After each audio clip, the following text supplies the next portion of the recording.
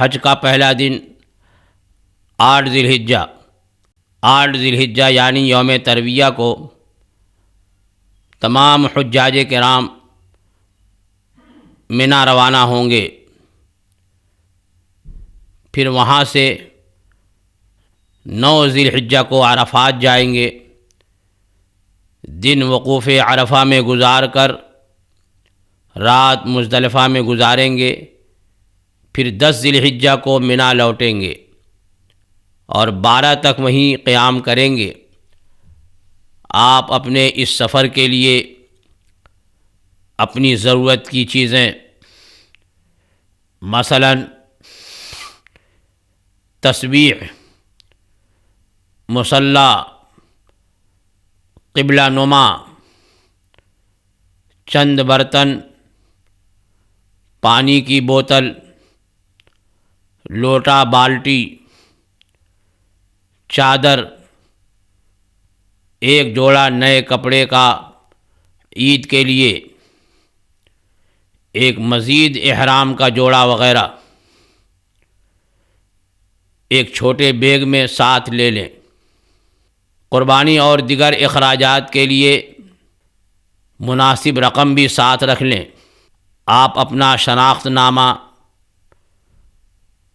معلم کا اور اپنے خیمے کا پتہ اپنے ساتھ ضرور رکھیں۔ حج کا احرام اور منی کو روانگی۔ وہ لوگ جو حج تمتع کر رہے ہیں 8 ذی الحجہ کو یا اس سے پہلے حج کا احرام باندھیں گے۔ پہلے تمام حجاج کرام 8 ذی الحجہ یعنی یوم ترویہ کو منی روانہ ہوتے تھے۔ اس دور میں حاجیوں کی بہتات ہونے کی وجہ سے معلم آپ کو 7 تاریخ کی رات میں منی کی طرف روانہ کر دے گا۔ اس لیے اگر آپ معلم کی بس سے منی جانا چاہتے ہوں تو 7 تاریخ کو دن ہی میں کسی وقت احرام باندھ لیں۔ یہ احرام صرف تمتع کرنے والوں کو باندھنا ہے۔ بقیہ حجاج جنہوں نے حج افراد یا حج قران کا احرام باندھا ہے وہ بدستور اپنے احرام میں رہیں گے۔ حج کے احرام باندھنے کا بھی وہی طریقہ ہے جو ہم نے پہلے بیان کیا، یعنی جب آپ کو حج کا احرام باندھنا ہو تو غسل سے فارغ ہو کر مرد احرام کی چادریں زیب تن کر لیں۔ غسل کے بعد مرد اپنے بدن اور احرام کی چادر پر خوشبو لگائیں کہ یہ سنت ہے۔ عورتیں اپنے روزمرہ کے کپڑے زیب تن کر لیں۔ اگر نہ نہا سکیں تو صرف وضو کریں اور باطہارت احرام باندھیں۔ عورت اگر عین احرام باندھنے کے وقت حیض یا نفاس میں ہو تب بھی وہ دیگر پاک و صاف عورتوں کی طرح غسل کر کے احرام باندھے۔ اگر آپ کے ہمراہ نابالغ بچے بھی ہیں تو وہ بھی اسی طرح احرام باندھیں گے جیسا کہ پہلے بیان کیا گیا۔ افضل یہ ہے کہ مرد احرام کی چادریں لپیٹ کر مسجد حرام میں آئیں، اور اگر مکروہ وقت نہ ہو تو وہاں 2 رکعت نفل نماز بنیت احرام پڑھیں۔ پہلی رکعت میں سورہ فاتحہ کے بعد سورہ کافرون،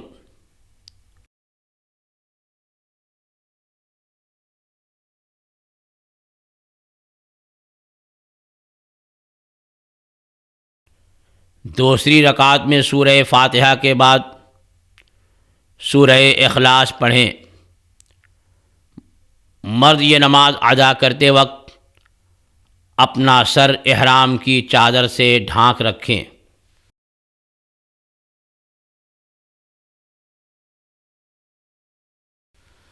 اور سلام پھیرتے ہی چادر اپنے سر سے اتار دیں۔ خیال رہے کہ مکروہ وقت نہ ہو۔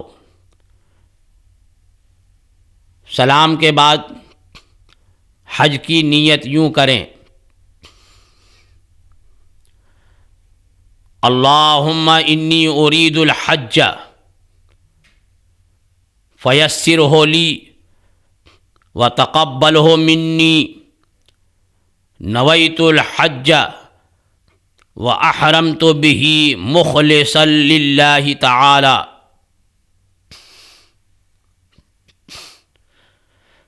اگر نیت عربی میں یاد نہ ہو تو اردو میں یوں کہیں: اے اللہ، میں حج کا ارادہ کرتا ہوں، اسے تو میرے لیے آسان کر اور اسے میری طرف سے قبول فرما۔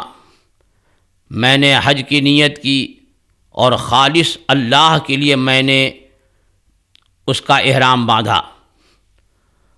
عورتیں یہ نماز اپنی قیام گاہی پر ہی ادا کریں۔ ہماری وہ بہنیں جو اس وقت حیض یا نفاس سے ہوں، وہ یہ نماز نہیں ادا کریں گی، ان کو صرف نیت کرنا ہے۔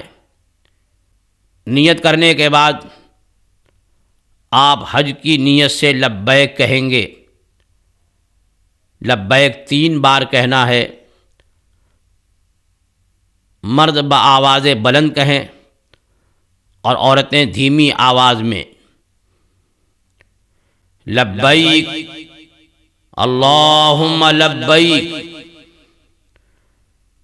لبیک لا شریک لک لبیک، ان الحمد والنعمت لک والملک لا شریک لک۔ میں تیرے پاس حاضر ہوا، اے اللہ میں تیرے حضور حاضر ہوا، تیرے حضور حاضر ہوا، تیرا کوئی شریک نہیں، میں تیرے حضور حاضر ہوا۔ بے شک تعریف اور نعمت اور ملک تیرے ہی لیے ہیں، تیرا کوئی شریک نہیں۔ بہتر یہ ہے کہ زبان سے آپ لبیک بالحج بھی کہہ لیں۔ لبیک کہنے کے بعد آپ درود شریف پڑھیں اور دعا کریں۔ یہ آپ کا احرام ہو گیا اور اس کے ساتھ ہی آپ پر احرام کی پابندیاں عائد ہو گئیں۔ ہمارا مشورہ ہے کہ آپ حج کا احرام باندھنے کے بعد ایک نفل طواف میں اجتباء،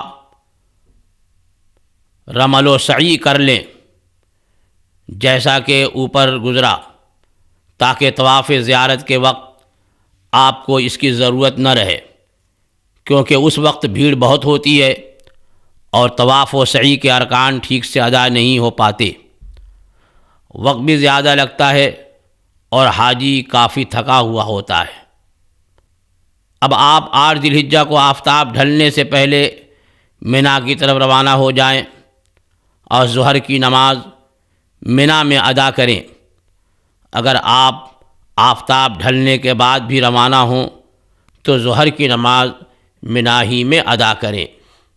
ہو سکے تو مکے سے منا، عرفات، مزدلفہ، پھر منا اور مکہ کی واپسی کا سفر پیدل کریں۔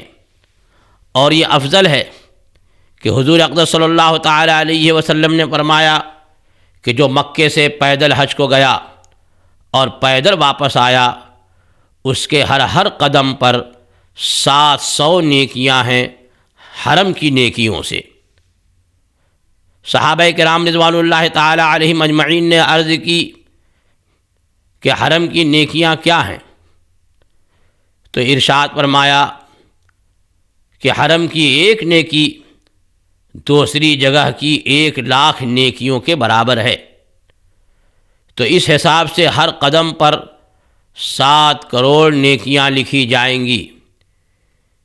یہ نیکیاں تخمیناً 78 خرب 40 ارب ہوتی ہیں۔ میرا خود کا تجربہ ہے کہ یہ مشکل نہیں بلکہ بسا اوقات پیدل چلنے والے بس والوں سے پہلے پہنچ جاتے ہیں۔ ہاں یہ کہ اگر آپ کے ساتھ ضعیف حضرات یا خواتین ہیں تو یہ مشکل ہوگا۔ پیدل جانے والے حجاج کرام 8 تاریخ کو اطمینان کے ساتھ منا کو روانہ ہو سکتے ہیں۔ راستے بھر لبیک و دعا، درود و ثنا کی کثرت کریں۔ جب منا نظر آئے تو یہ پڑھیں: اللہم ھذہ منا فمنن علی بما مننت بہ علی اولیائک۔ منا میں آپ 8 تاریخ کی ظہر، عصر، مغرب، عشاء اور 9ویں کی فجر تک 5 نمازیں ادا کریں۔ یہ ہمارے آقا صلی اللہ تعالیٰ علیہ وسلم کی سنت ہے۔ آج کل بعض مطوفوں نے یہ طریقہ نکالا ہے کہ منا میں نہیں ٹھہرتے، سیدھے عرفات پہنچتے ہیں۔ آپ ان کی یہ بات نہ مانیں اور سنت عظیمہ کو ہرگز نہ چھوڑیں۔ قافلے کے تمام لوگ اگر اصرار کریں گے تو ان مطوفوں کو بھی مجبور ہونا پڑے گا۔ منا میں شب عرفہ ذکر و عبادت میں جاگ کر گزاریں، اور نہ ہو سکے تو کم از کم عشاء اور فجر کی نمازیں با جماعت تکبیر اولیٰ سے پڑھیں کہ شب بیداری کا ثواب ملے گا۔ با وضو سوئیں کہ حدیث پاک میں ہے جو با وضو سوتا ہے اس کی روح عرش تک بلند ہوتی ہے۔ ہاں اتنا نہ سوئیں کہ فجر ہی قضا ہو جائے۔ اگر آپ کے خیمے میں کوئی سنی صحیح العقیدہ امام ہو تو آپ اپنی نمازیں با جماعت اپنے خیمے میں ادا کریں، ورنہ اکیلے ہی پڑھیں۔ حج کا دوسرا دن 9ویں ذی الحجہ، عرفات کو روانگی۔ مستحب یہ ہے کہ آپ نماز فجر پڑھ کر لبیک و ذکر و درود و دعا میں مشغول رہیں، یہاں تک کہ آفتاب کوہ صبیر پر جو مسجد خیف کے سامنے ہے چمکے۔ اب آپ عرفات کو چلیں۔ آپ اپنے ساتھ مناسب سامان جیسے چٹائی، چادر، بالٹی، لوٹا، احرام کا ایک سیٹ وغیرہ اپنے ساتھ رکھ لیں کہ عرفات اور خصوصاً مزدلفہ میں اس کی ضرورت پڑے گی۔ عرفات کی روانگی بہت اہم چیز ہے۔ وقوف عرفہ حج کا رکن اعظم ہے، اور آپ اس کی ادائیگی کے لیے روانہ ہو رہے ہیں۔ آج اللہ تعالیٰ کے دربار خاص میں حاضری ہونے والی ہے۔ دل کو خیال غیر سے پاک کرنے کی کوشش کریں۔ راستے بھر ذکر و درود میں بسر کریں، بے ضرورت کچھ بات نہ کریں، لبیک کی بار بار کثرت کرتے ہوئے چلیں۔ دوران سفر ہنسی مذاق نہ ہو، بلکہ اللہ کے خوف سے لرزتے کانپتے اپنے گناہوں پر شرمندہ ہوتے ہوئے چلیں۔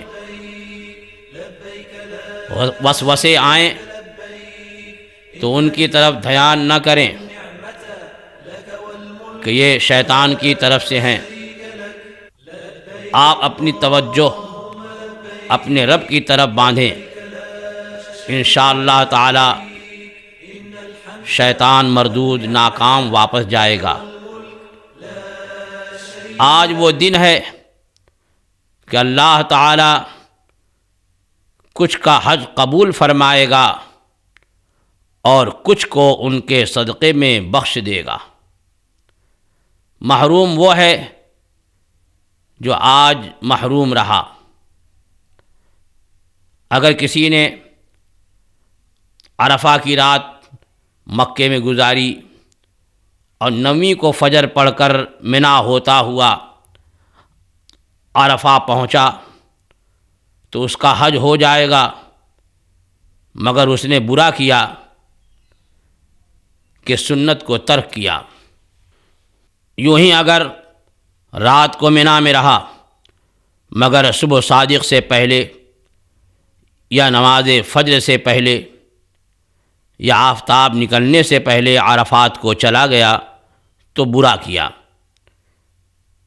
جب نگاہ جبل رحمت پر پڑے، ذکر و درود اور دعا میں اور زیادہ کوشش کریں، انشاءاللہ تعالی قبول ہوگی۔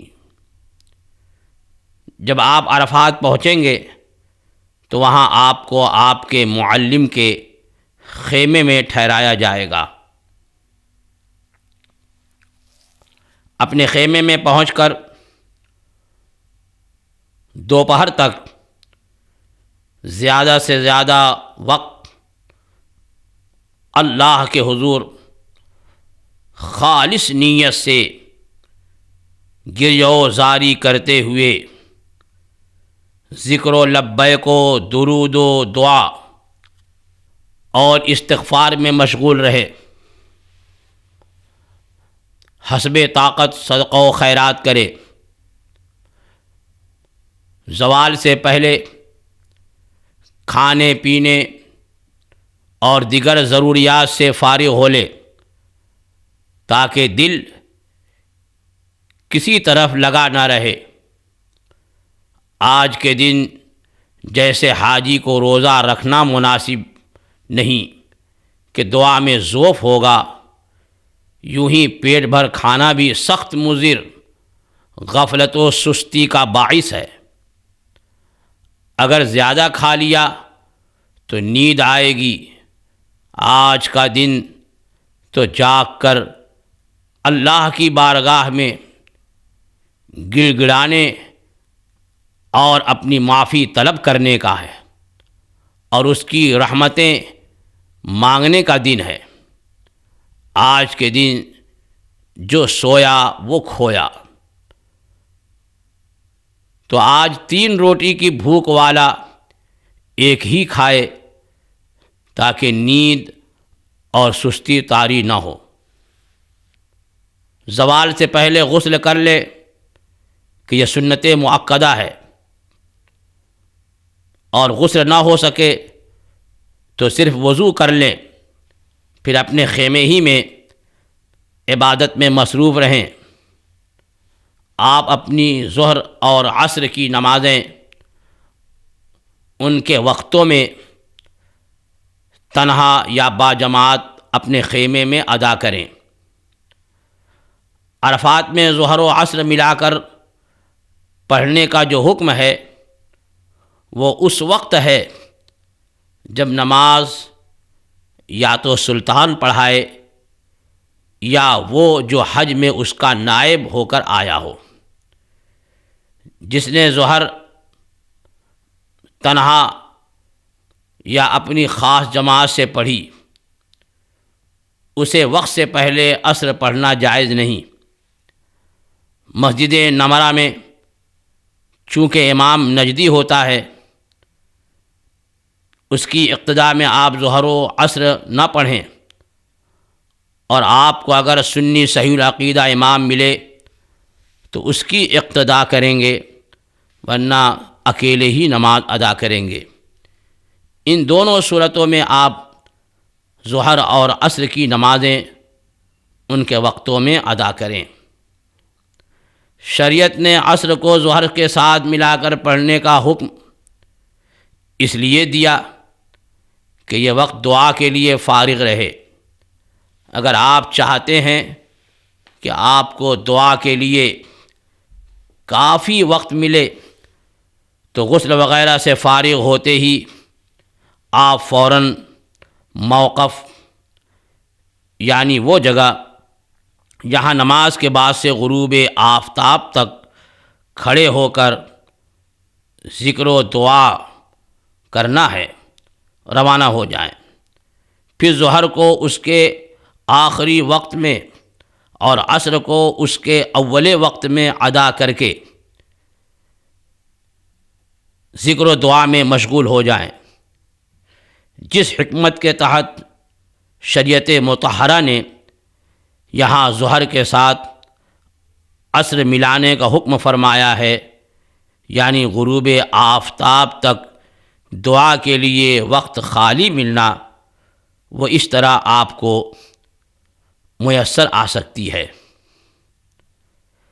آپ اپنا یہ وقت کھانے پینے اور غیر ضروری مصروفیات میں ہرگز ضائع نہ کریں۔ اسی طرح آپ دوسروں کے عیب تلاش نہ کریں، یہ شیطانی وسوسہ ہے۔ آج کا دن دوسروں کے عیب تلاش کرنے کا نہیں، بلکہ اپنی کمزوریوں پر نظر کریں، ان پر نادم ہوں اور اللہ کی بارگاہ میں توبہ کریں۔ وقوف عرفہ کے لیے سنت یہ ہے کہ آپ کھلے آسمان کے نیچے کھڑے ہوں، سر پر نہ کوئی سایہ ہو، نہ چھتری ہو، نہ خیمہ ہو، اور اس طرح قبلہ رخ کھڑے ہو کر دستے دعا آسمان کی طرف سر سے اونچا پھیلائے، دعا، درود، تسبیح، تکبیر تشریق اور تلبیہ پڑھنے میں مصروف رہیں۔ نبی کریم صلی اللہ تعالی علیہ وسلم فرماتے ہیں، سب سے بہتر جو چیز یوم عرفہ کے دن میں نے اور مجھ سے پہلے انبیاء نے کہی یہ ہے، لا الہ الا اللہ وحدہ لا شریک لہ، لہ الملک ولہ الحمد یحیی ویمیت وہو حی لا یموت بیدہ الخیر وہو علی کل شیء قدیر۔ آپ اس کا بھی خصوصی ورد رکھیں اور زیادہ سے زیادہ پڑھیں کہ حضور اکرم صلی اللہ تعالی علیہ وسلم نے اس کے تعلق سے فرمایا کہ یہ میرا اور مجھ سے پہلے انبیاء کرام کا وظیفہ ہے، اس کو برابر یاد کر لے اور دوران وقوف اس کو بار بار پڑھیں، بار بار لبیک پڑھیں۔ قرآن کریم کی جو سورتیں یاد ہوں وہ بھی پڑھتے رہیں، دعا، ذکر اور درود کی کثرت کریں۔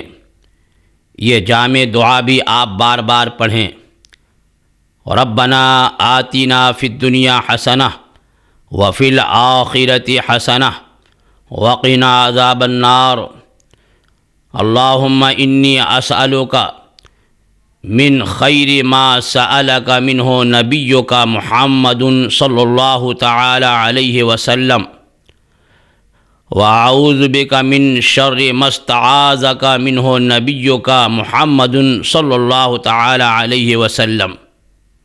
ظہر کی نماز ظہر کے وقت میں ادا کر کے آپ اسی طرح دعا، ذکر اور درود میں مشغول رہیں۔ یہ وقوف ہی حج کی جان اور اس کا رکن اعظم ہے۔ وقوف کے لیے کھڑا رہنا افضل ہے، شرط یا واجب نہیں۔ اگر کوئی دوران وقوف بیٹھا بھی رہا اس کا وقوف ہو جائے گا۔ دعا کے لیے مرد اپنے ہاتھ سر سے اونچا اٹھائیں اور دعا کرے، جیسا کہ آپ دیکھ رہے ہیں عورتیں اپنے ہاتھ سمیٹے رہیں گی، کیونکہ اسی میں پردہ ہے۔ عورتیں بھی کھلے آسمان کے نیچے وقوف کریں، مگر پردے کا خیال رکھیں۔ آپ جبل رحمت کے قریب ہیں یا کہ اپنے ڈیروں میں، جہاں بھی ہوں صدق دل سے اپنے رحیم و کریم رب کی طرف متوجہ ہو جائیں، اور یہ تصور کریں کہ آپ میدان قیامت میں اپنے اعمال کے حساب کے لیے اللہ قہار و جبار کے حضور حاضر ہیں، نہایت خشوع و خضوع کے ساتھ، لرزتے کانپتے ڈرتے، امید کرتے، آنکھیں بند کیے، گردن جھکائے، اپنے ہاتھ آسمان کی طرف سر سے اونچے پھیلائے، تکبیر و تحلیل تسبیح میں مشغول ہو جائیں، لبیک و حمد و ذکر کی کثرت کریں، اپنے گناہوں کو یاد کر کے اس کی بارگاہ میں توبہ و استغفار کریں۔ اس دوران ندامت کے آنسو بہائیں کہ ایک قطرہ آنسوؤں کا اگر ٹپکے تو یہ دلیل اجابت و سعادت ہے۔ اگر رو نہ سکیں تو رونے والوں جیسا منہ بنائیں۔ آج کے دن کے لیے بہت سی دعائیں منقول ہیں، جو جامع دعائیں یاد ہوں وہ پڑھیں، اور سب سے بہتر یہ کہ سارا وقت درود و ذکر و تلاوت قرآن میں گزار دیں۔ اس کے ساتھ ہی ساتھ اپنی دلی خواہشات اپنی مادری زبان میں اللہ کی بارگاہ میں عرض کریں۔ نبی رحمت صلی اللہ تعالی علیہ وسلم کا دامن پکڑیں اور غوث اعظم رضی اللہ تعالیٰ عنہ سے توسل کریں، اپنے گناہ اور اللہ جل جلالہ کی قہاری یاد کر کے بید کی طرح لرزیں، یہ یقین جانتے ہوئے کہ اس کی مار سے کوئی پناہ نہیں، اس سے بھاگ کر کہیں نہیں جا سکتے، اس کے در کے سوا کہیں ٹھکانہ نہیں، وہی آپ کی پناہ گاہ ہے۔ لہذا ان شفیعوں کا دامن پکڑیں اور اس کے عذاب سے اسی کی پناہ مانگیں، اور حالت یہ ہو کہ کبھی اس کے غضب کی یاد سے جی کانپے اور کبھی اس کی رحمت کی امید سے مرجھایا دل نہال ہو جائے۔ اس رحمت بھرے ماحول میں جہاں اللہ کا لطف و کرم برس رہا ہے، یوں ہی تضرع و زاری کے ساتھ اپنے لیے، اپنے والدین کے لیے، اپنے دوستوں کے لیے اور ان لوگوں کے لیے جنہوں نے آپ سے دعا کی درخواست کی ہو، اپنے رب کریم و رحیم کی بارگاہ میں التجا و دعا کریں۔ اور جب عصر کا وقت ہو جائے تو عصر کی نماز ادا کرنے کے بعد پھر پہلے کی طرح دعا، ذکر اور درود میں مشغول ہو جائیں، یہاں تک کہ آفتاب ڈوب جائے اور رات کا ایک لطیف جز آ جائے۔ اس سے پہلے یہاں سے کوچ کرنا منع ہے۔ بعض جلد باز دن ہی سے چل دیتے ہیں، آپ ان کا ساتھ ہرگز نہ دیں۔ اسی طرح یہ بھی اکثر دیکھا گیا ہے کہ لوگ غروب آفتاب کے پہلے ہی اپنا سامان خیموں سے سمیٹ کر بس میں رکھنے لگتے ہیں۔ آپ ایسا ہرگز نہ کریں۔ آپ اس وقت تک دعا، ذکر اور درود میں مشغول رہیں جب تک کہ آفتاب ڈوب جانے کا پورا یقین نہ ہو جائے۔ غروب آفتاب کے بعد ہی آپ موقف سے ہٹیں، کیا معلوم کہ رحمت الہی کس وقت توجہ فرمائے۔ اگر آپ کے چل دینے کے بعد اتری تو معاذ اللہ کیا خسارہ ہے، اور اگر غروب سے پہلے آپ حدود عرفات سے نکل گئے جب تو پورا جرم ہے۔ مزدلفہ کو روانگی۔ جب غروب آفتاب کا یقین ہو جائے تو آپ عرفات سے فوراً مزدلفہ کو چلیں۔ آج آپ کو مغرب کی نماز عرفات میں نہیں ادا کرنی ہے، نہ ہی مزدلفہ کے راستے میں۔ مزدلفہ پہنچتے پہنچتے اگر مغرب کا وقت نکل جائے تو اب امام کے ساتھ مغرب و عشاء پڑھیں، اور اگر مغرب کا وقت باقی رہے تو مغرب ہرگز نہ پڑھیں یہاں تک کہ عشاء کا وقت ہو جائے، کیونکہ اس دن یہاں نماز مغرب وقت مغرب میں پڑھنا گناہ ہے، اور اگر کسی نے پڑھ لی تو اسے عشاء کے وقت میں پھر پڑھنی ہوگی۔ آج آپ مزدلفہ پہنچ کر مغرب کی نماز عشاء کے وقت میں ادا کی نیت سے، نہ کہ قضا کی نیت سے پڑھیں۔ مزدلفہ پہنچ کر جب عشاء کا وقت ہو جائے اور اگر کوئی سنی صحیح العقیدہ امام ہو تو اپنی جماعت قائم کریں۔ یہ خیال رہے کہ عرفات میں ظہر و عصر کے لیے ایک اذان اور 2 اقامتیں ہیں، اور مزدلفہ میں مغرب و عشاء کے لیے ایک اذان اور 1 اقامت ہے۔ اس طرح کے نماز کی اذان دی جائے اور فوراً اقامت پڑھی جائے اور مغرب کے فرض ادا کیے جائیں، پھر مغرب کا سلام پھیرتے ہی فوراً عشاء کی نماز ہوگی۔ عشاء کے فرض پڑھ لیں، اس کے بعد مغرب، پھر عشاء کی سنتیں اور وتر پڑھیں۔ اگر مغرب و عشاء کے درمیان سنتیں پڑھ لیں یا کوئی اور کام کیا تو 1 اقامت اور کہی جائے، یعنی عشاء کے لیے۔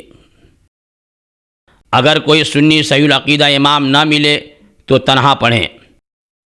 راستے بھر ذکر و درود، دعا و لبیک اور گریہ و زاری میں مصروف رہیں۔ مزدلفہ میں پہنچ کر اگر ممکن ہو تو جبل قضح کے پاس اتریں، ورنہ جہاں جگہ ملے یہ خیال رہے کہ کسی کو تکلیف نہ ہو۔ فرض نمازوں کے بعد آپ اپنی ضروریات سے فارغ ہو لیں، تھوڑا بہت کھا لیں اور پھر ذکر و لبیک، درود و دعا اور گریہ و زاری میں مصروف ہو جائیں۔ یہ بہت افضل جگہ ہے اور یہ بڑی فضیلت والی رات ہے۔ بعض علماء نے اس رات کو حجاج کرام کے حق میں شب قدر سے بھی افضل کہا ہے۔ اگر ممکن ہو تو یہ رات جاگ کر گزاریں، خدا جانے یہ رات دوبارہ ملے یا نہ ملے۔ یہاں آپ کو نیند بہت آئے گی، کیونکہ دن بھر آپ عرفات میں مصروف رہے اور یہ تھکا دیتا ہے۔ آپ اپنی نیند کو دور رکھنے کی پوری کوشش کریں، اور اگر نہ ہو سکے تو باوضو سو جائیں، مگر آپ اس رات کو ہرگز فضول باتوں میں نہ گزاریں۔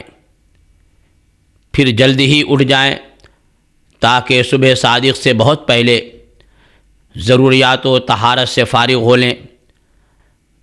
آج نماز فجر بہت اندھیرے میں پڑھی جائے گی، کیونکہ حاجی کے لیے آج یہی مستحب ہے۔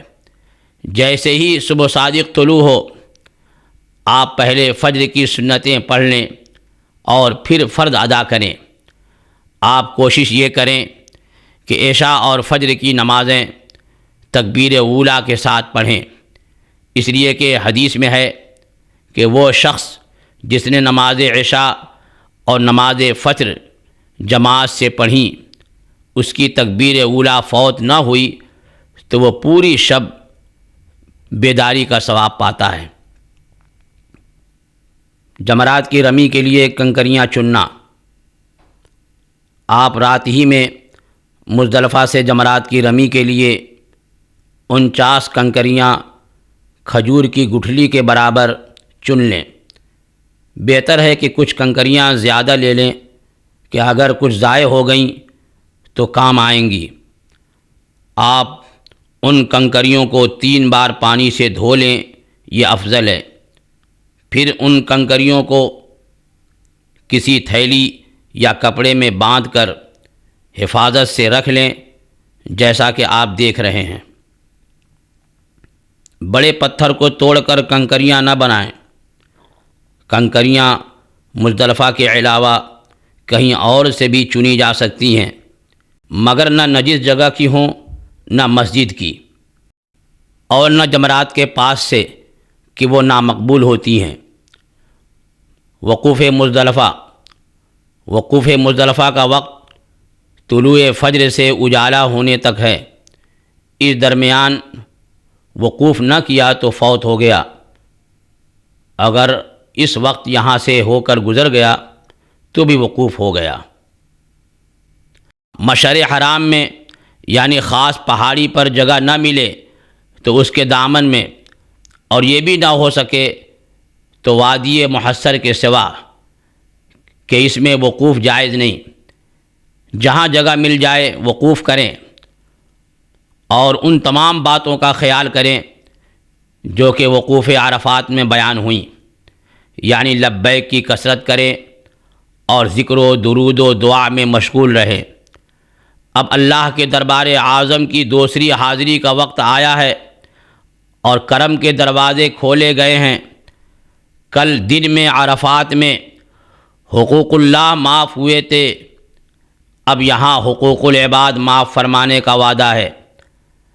آپ عجز و انکساری کے ساتھ اپنے تمام گناہوں کو یاد کر کے اللہ کی بارگاہ میں توبہ اور استغفار کریں، اور اپنے لیے اور تمام امت مسلمہ کے لیے دعا کریں۔